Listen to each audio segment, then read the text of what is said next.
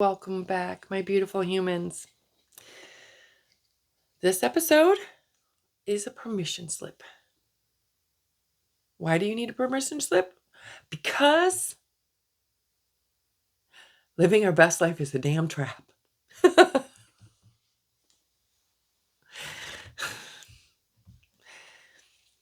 want to be really honest today. I talked about it since I started this podcast and this journey, that there are so many lies that we tell ourselves. And I think this is one more. We have spent weeks about intentional living, being present, being a better communicator, reading a room, asking the right questions, leaving a legacy.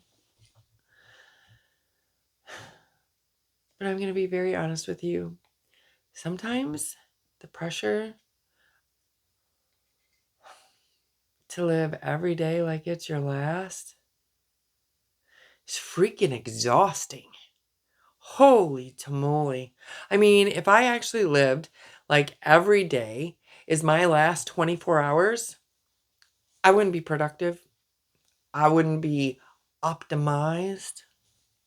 I would probably be sitting in my pajamas eating an entire apple pie by myself, looking at old movies and flipping through photo albums, sending sappy text messages to everyone. Yep, I would not be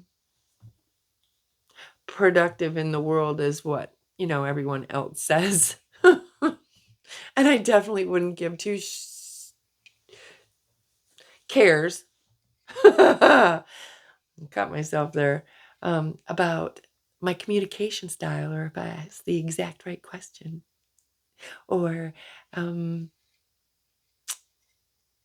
if I read their body language right. I would care, but I wouldn't. Do you know what I mean?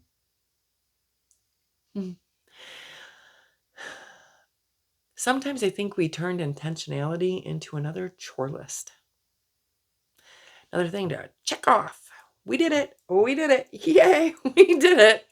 We're so busy trying to optimize our lives before we die that I think sometimes we actually forget to live. And that's where we become a ghost. I talked about it last episode. I don't want to be a ghost. I'm still here.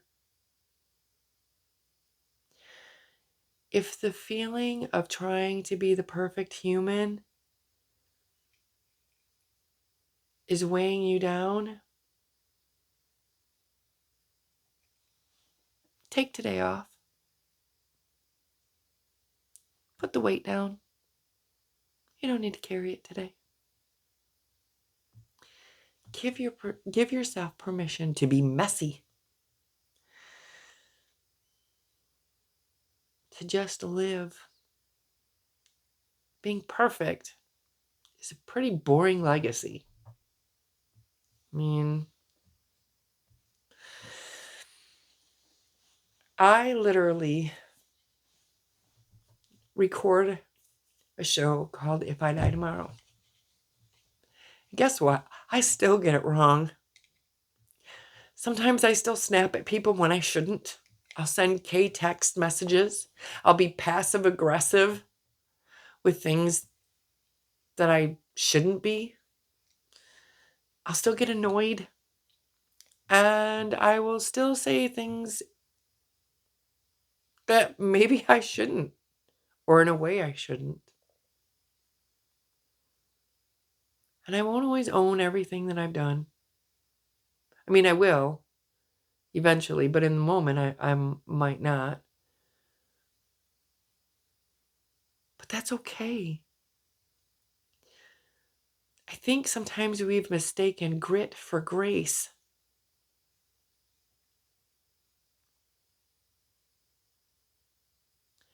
Being better doesn't mean that you've never failed.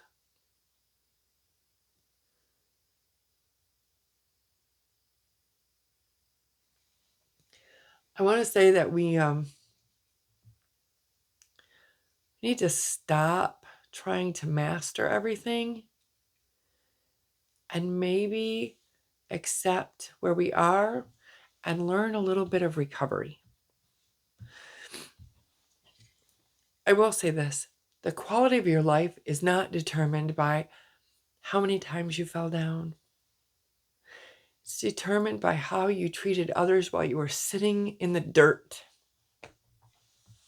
If I die tomorrow, dang it, I don't want to cry. Yes, I told you my name. My nickname was CBN Crybaby Nikki.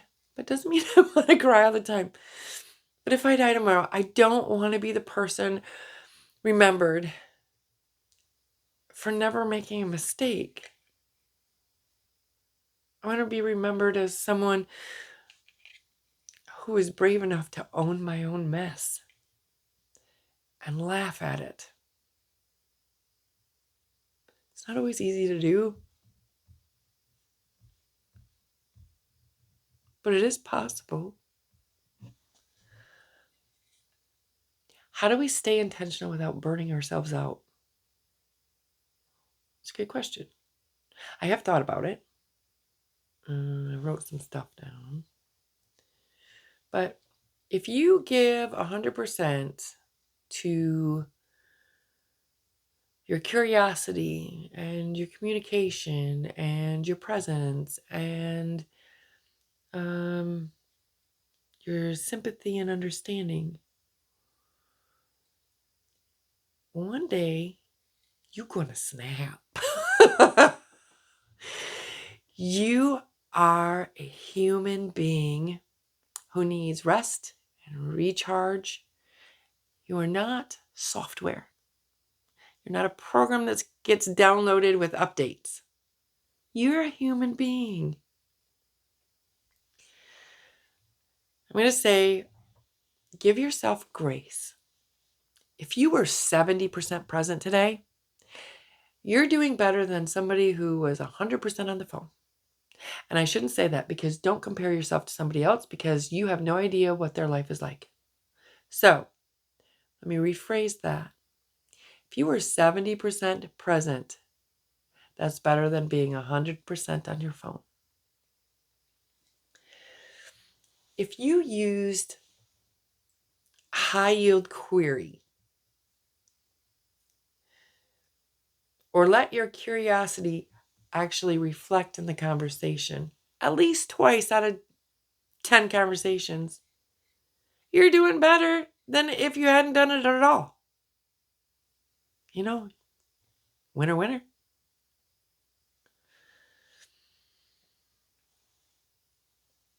You could, okay. When things are going, ask yourself if you're actually being a person. Or are you trying to finish a project? Project being life, or the conversation that you're having, or the relationship issue, or the work, or whatever. Are you being a human, or are you just trying to finish a project? If you're trying to just finish a project, step back. Try and be a human. People need to not only be seen, but felt. And if you treat them all like a project, what they are feeling is not what you want them to feel. Then check your ego. Yep, check it right at the door. If you messed up, own it. And once you own it, see if you can fix it, but also laugh at it. You need to have moments of self-compassion, because that is worth more than every perfect conversation, question, or well-placed joke. I want this episode, while being honest with you, there's a point. I want it to be a safety net, a reminder that everything that we've learned and discussed, those are tools. Don't make them weapons. When you fail to de-escalate, it's okay that it didn't go well, but you can say, I'm sorry, and do it without making it a lecture. Be curious about your own failures. Ask yourself, what the heck was I thinking? Instead of, I'm a failure, what did I miss? Or what's got me off kilter? I was talking to a friend of mine today, and we were talking about patience and children. And she was talking to me, because they all start to push at a certain age. And I will say this, we were talking about it, and we were talking about, at what age or at what stage. And I said, I think part of it is, we have patience with our children, and we, why some days it's just not there like other days. And I told her, I said, I think it's because sometimes it's not that we lost our patience. It's that we've reached a point where we figured out that they're actually just purposely trying to push us, and we need to put our foot down. So it's not that we've lost our patience with them. And I think that can go for not just kids, but everyone in our life. I mean, I think a lot of times it's not that we've lost our patience or we've lost our laughter. It's that things have pushed us to a certain point, and we have to say, nope, not anymore. And that's okay. It's about recognizing that you don't have the bandwidth to take on that right now, or take on a deep conversation, or your capacity cup is full, and it's okay to admit that. And it's okay to let others know that it's not there. Life is a beautiful mess.